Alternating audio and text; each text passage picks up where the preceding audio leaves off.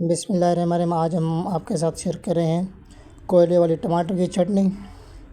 तो सबसे पहले हम एक अच्छा धुला हुआ प्यारा सा पैन, उसमें 4 से 5 टमाटर कट करके डालेंगे, 4 मिर्चें, 3 लहसुन की जवें और 1 प्याज। इसको अच्छी तरीके से पकाएंगे। आप भी एक बार ज़रूर घर में ट्राई करें, बहुत ही अच्छी बनती है।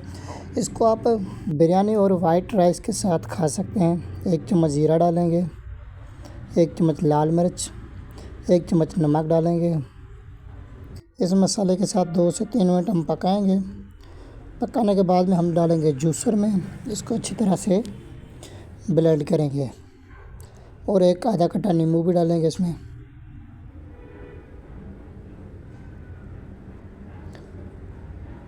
फिर नींबू के साथ पकाएंगे।